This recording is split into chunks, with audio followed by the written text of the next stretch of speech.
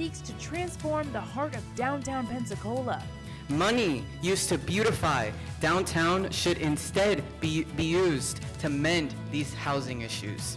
The final pushback from the public and the 2 dissenting votes on the council.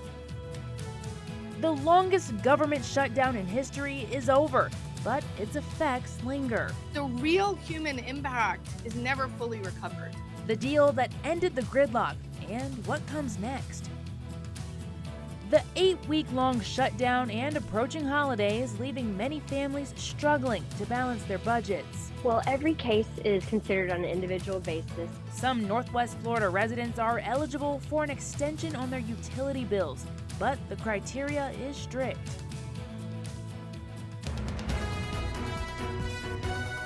WEAR News at 10 starts now. Good evening and thank you for joining us.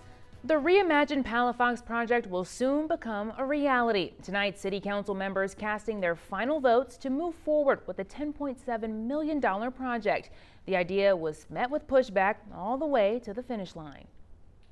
Motion passes 5-2. Thursday night, a 5-2 vote to officially reimagine Pensacola's downtown Palafox Street. Said Palafox is the heart of Pensacola, and so we're talking about heart surgery, really. This project focuses on making improvements to stormwater infrastructure. Mayor D.C. Reeves says this will be the first time in 26 years these concerns will be addressed in this area. The project will also widen the sidewalks downtown, increasing ADA accessibility. When this is done, everybody will want to come down and see it. Not everyone is on board with the idea. Council members Jennifer Brer and Charles Baer voting against the project. For me, this is all about not using the dollars for the right purpose. The cost to reimagine Palafox is $10.7 million.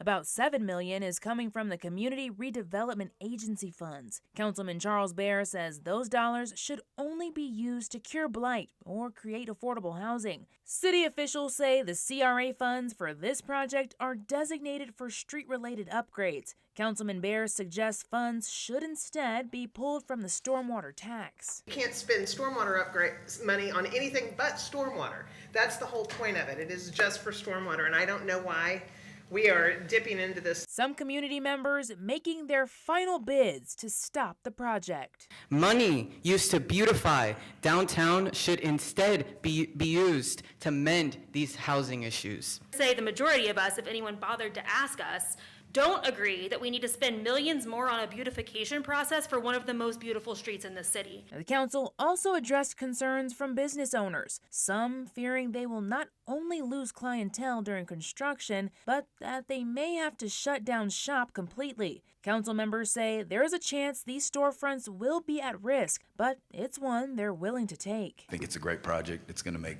a great street even greater, and it's going to be good for those business owners. The project is set to begin in January 2026. The council says sidewalks and businesses will remain open throughout construction. The goal is to get it done no later than next July. Now, there are incentives for contractors to complete the project sooner. The contracts for the demolition and decommissioning of the Old Baptist Hospital were also approved tonight. The city of Pensacola agreed to pay the North Star Contracting Group Incorporated over $12 million and over $956,000 to Jacobs Project Management Company. Mayor D.C. Reeves has pushed the idea the property could be used for affordable housing, but some residents are skeptical. So I just want to be on record when, not if, y'all inevitably sell off Old Baptist Hospital, look us in the face and say affordability is really important to us. And accessibility for the community is really important for us. When you do that, and then the property becomes a bunch of ugly townhomes that the people in that neighborhood can't afford, that raise the prices of rent, that moves the neighborhood out, and that neighborhood no longer looks like what it looks like, I want us to be on the record that we were not deceived. We will be lied to, because that is what this body has repeatedly done, but we will not be deceived. Thank you. I have time and time again seen that whatever you guys deem affordable is never actually affordable for us. Okay, it's $1,500 in rent, $1,800 in rent. None of us can afford that. Councilman also wants to make sure local contractors are a part of the property's redevelopment. But I just want to be clear that I'm dead serious about having minority representation. We have a lot of minority businesses out there that are very successful, that can do more than just get a water hose and wet down concrete. And so this is an opportunity that we take care of our home first. We have a lot of people that need jobs. And so I want to make sure that our community, black, white, and different, I don't care. But I want them to make sure that we take care of our own before we go and give it to somebody else. The mayor and city council say they will work closely with the public when it comes to redeveloping the property. The demolition is expected to be done in 2027. And the UWF football team is unbeaten and ranked 3rd in the nation. Now the Argos have the chance to close out a perfect regular season. That's if they can beat conference rival Valdosta State. They'll play the final game of the regular season Saturday. Now both teams are unbeaten in conference play. A victory over the Blazers would secure a first ever top seeding in the Super Region 2 postseason bracket. In 2021, the Argos and Blazers shared the conference title. I mean, they're always the biggest rival. That's a team we look forward to playing. We look forward to playing everybody within that next Saturday, whoever we play. But I mean, Valdosta is always going to be a good team, and we're coming out hopefully to do our job and get a W. Kickoff is 2 p.m. Saturday at Penn Air Field. First Warning Weather, sponsored by Pensacola State College. A rather pleasant night with temperatures now that are in the 60s along some of these coastal areas, low 60s to mid 50s for the inland parts. And as we head through the overnight hours, most spots will be down between about 50 and 55. Some inland areas a little bit colder and down between 45 and 50. So look for that heading into tomorrow morning. A nice night though. We had some cloud cover this afternoon. That's really going to clear out, or it's cleared out. And as we look through the next couple of days, a lot of sunshine in the forecast with highs in the mid 70s. Really nice weather around here. High pressure is keeping it nice and calm, but we'll find out if and when that may break down and if there's any chance for rain. Thank you, Alan. And with the government shutdown coming to an end, the new problem at hand is affordable health care. Senate Democrats failed to get Obamacare subsidies extended, which resulted in the government being closed for 43 days. But they did secure a commitment from Republicans to vote on tax credits. There should be enough Republicans to sign this extension. I think it's vital that we extend the Affordable Care Act tax credits for 3 more years and to ultimately work together on a more comprehensive healthcare solution, because people are really struggling right now. And as people are getting their bills right now about their health insurance premiums doubling, tripling, or worse, now is the time to vote on these extensions immediately. If those health care tax subsidies are not extended, they will expire at the end of the year. Without the credits, millions of Americans will see their health care premiums skyrocket at the beginning of January. And families looking for a little extra time to pay their power bills may be able to get an extension. Florida Power & Light offers the option, but not everyone qualifies. FPL says eligibility for a payment extension depends on several factors, including account history. Even one late or returned payment can prevent approval. FPL tells customers to reach out early if they need assistance. So what we encourage our customers to do is call us before you get behind on your bill, before that payment is due, so that we can have the broadest range of assistance to offer those help. FPL says if you have been affected by the government shutdown and need assistance, reach out by phone and talk directly to an agent. The company has the ability to offer some payment extensions outside the normal process. President Trump's director of the National Economic Council says those $2,000 tariff dividends could be a possibility, but he stopped short of saying they would happen. Something that will require legislation, but if you look at how much tariff revenue has been coming in, then there would actually be enough room to cover those checks and not go into the rest of the budget. So yeah, there would be enough money to pay for the $2,000 checks. So are you actually actively working with Congress to try to make that happen? And we're actively studying the matter and getting the numbers straight so the president has all the choices he needs to decide what to do. Under the proposed idea, these tariff dividends checks would go to all families making $100,000 or less. Now, there are growing demands to release all the files related to convicted sex offender Jeffrey Epstein and make them public. This as newly released emails raise questions about Trump's knowledge of Epstein's crimes. ABC's Jacqueline Lee has more from Los Angeles. President Trump refusing to answer questions tonight as to why he is blocking the FBI's release of the Jeffrey Epstein files. ABC's Mary Bruce asking, Mr. President, why won't you order the FBI to release the Epstein files? This coming on the heels of newly released documents, thousands of them, made public by the House Oversight Committee, which includes Trump's name coming up repeatedly in Epstein's messages. The two were friends for more than a decade. In a 2017 email to former Treasury Secretary Larry Summers, Epstein writing, "I have met some very bad people, none as bad as Trump, not one decent cell in his body, so yes, dangerous." And in a 2018 text to an unidentified person, Epstein writes, "I am the one who can take him down." And now, 218 lawmakers, including 4 Republicans, signed a petition that will force a full House vote demanding the release of the Epstein files. We're going to put that on the floor for a full vote next week as soon as we get back. The newest member of Congress after being sworn in last night, Arizona Democrat Adelita Grijalva, the critical 218th signature on the Epstein petition, who listened to Epstein victim testimony a few months ago. They're seeking justice. They want consequences for people who committed crimes against them as children and young women.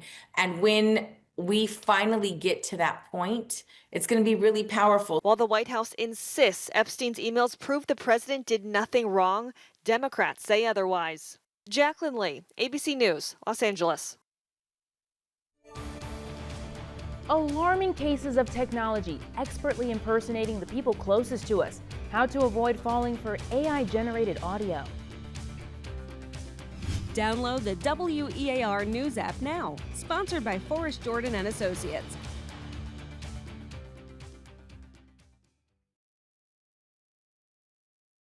Person on the other end of the line, the voice of your boss or the face of a family member isn't a person at all. Tonight we examine a fraud that targets the most human of instincts and a technology so advanced it can turn your own identity against you. Lisa Fletcher reports.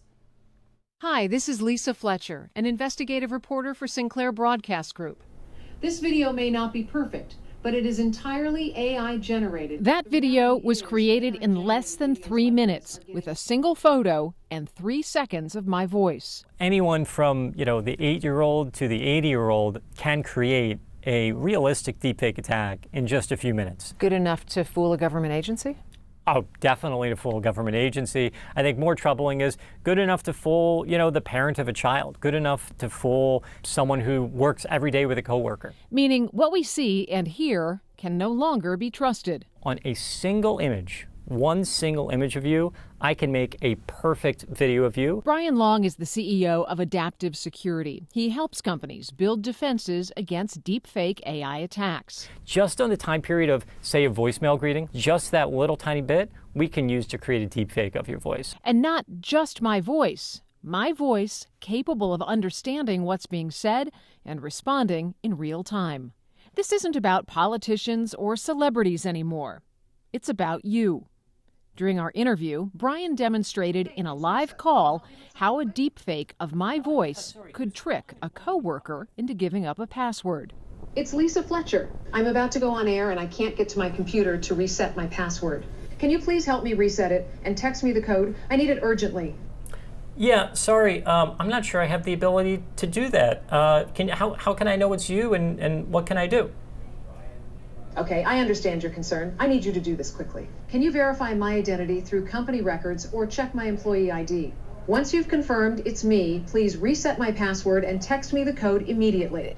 There's no reason anybody would question that. That's a very normal request. Yeah, it's a very normal request. But Brian, what's crazy is that wasn't a pre-programmed set of sentences from me. You were interacting with a fake version of me live, and it was responding accordingly.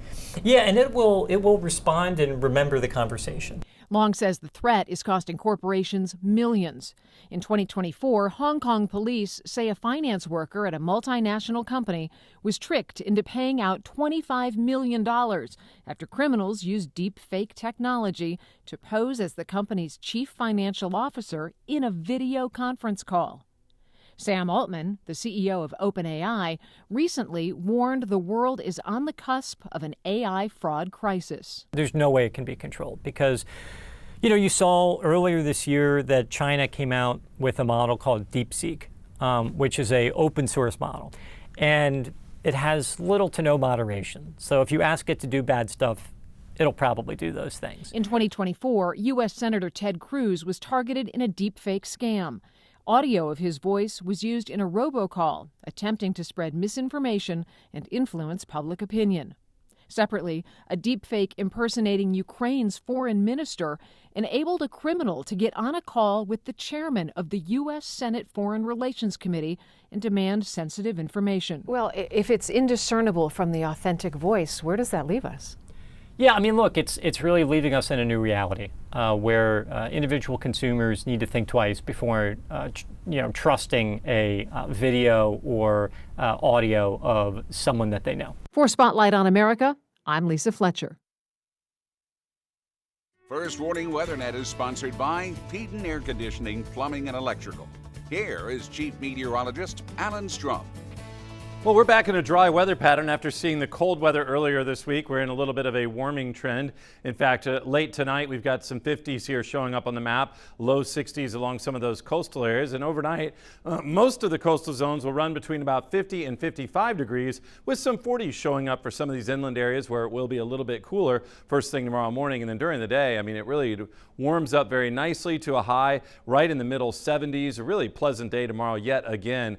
Very similar to today. We actually hit a high of 76 degrees at Pensacola, pretty close to that for tomorrow as well as what we are expecting. And it's all dry here. We have to shift way on up toward New England where we've got a little bit of snow and even a little bit of rain. On this map, remember that the green color indicates rain, and then the blue now showing up on the map, it's that time of the year, is snow. So we're seeing some of that up there in parts of the Northeast and New England. But for us, big area of high pressure just settled in here across the northern Gulf Coast, right on top of us. Sinking air, kind of drying things out, keeping it nice and settled and keeping it calm. And this really isn't going to move anytime soon. So we're going to basically see a similar pattern here. Winds fairly calm even as we head into the weekend. Big regatta too that's happening over the weekend around Pensacola Bay out off the yacht club. And hopefully they'll get a little breeze on the water, which is always possible there. But otherwise, we're not expecting much on our winds here. As we check out our future cast for the next few days, it does indicate just really clear skies here right on into as well as through the weekend.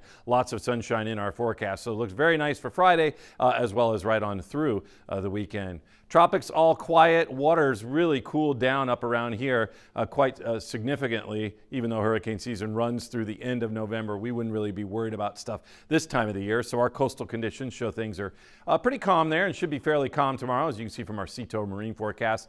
Check out our view. We've got the Hardee's Beach Cam. Hilton at Pensacola Beach is where we have that. So just look for very similar weather next several days. Mid-70s, dry weather, lots of sunshine, clear in the skies, mainly lows in the 50s. And then next week, it might get just a little bit warmer, especially early in the week. And I think by the end of the week, that's when we may start to see some changes. We'll look for another front, a chance for rain as we head into Thursday, Friday. And not this weekend, but next weekend, we may see some cooler air in the area. The shutdown is over and SNAP is coming back. How long before the Department of Agriculture hopes to have full benefits flowing again?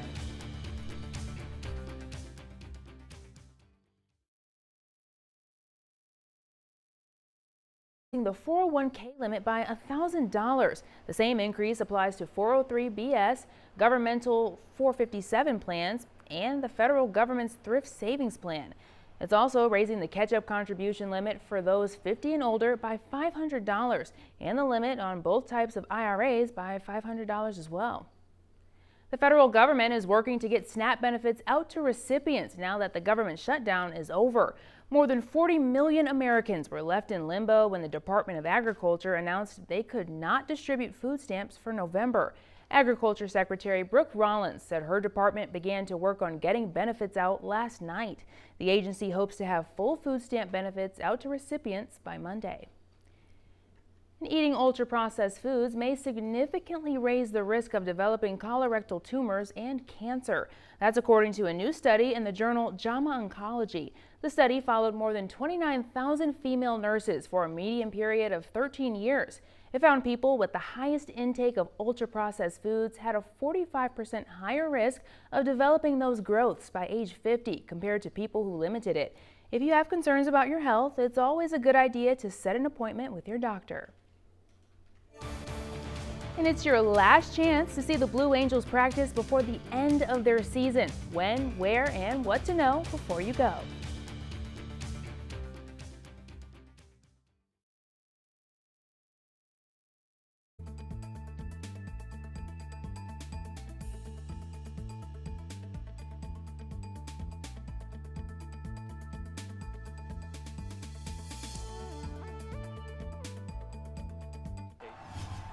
Blue Origin's New Glenn rocket launched from Cape Canaveral, Florida, and is now headed to Mars. The launch has been delayed several times due to weather conditions and a solar storm.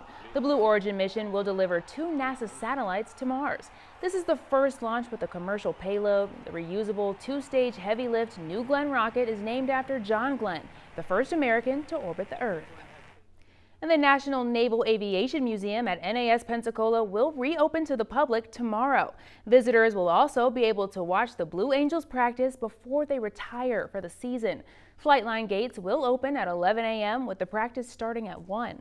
Public access to NAS Pensacola will be available from 9 a.m. to 3 p.m. at the West Gate located at the south end of Blue Angel Parkway. The museum and base have been closed due to the government shutdown, and if you bring a bag, it must be clear or under a certain size limit to be allowed in. We have that information for you on our website. And volunteers packed 5,000 bags of free groceries today, getting ready for some big weekend events. It's part of a week service organized by a group called Seek and Save. 300 people signed up to volunteer, representing 33 churches from all over Northwest Florida. Today at Brownsville Church, they packed up non-perishables provided by Convoy of Hope. The food will be given out at 4 community block parties this weekend. One thing I told the volunteers today when we were huddling up getting ready to start today was that every bag of groceries represents a family. It represents a person in need. It represents a single mom with kids. It represents someone in this community who needs to feed their family.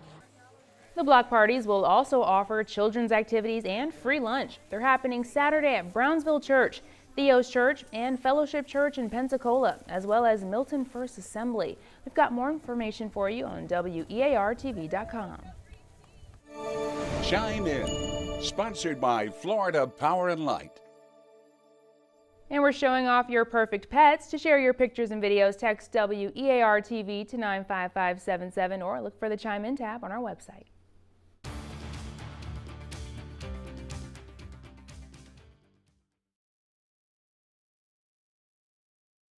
We hope to see you tomorrow.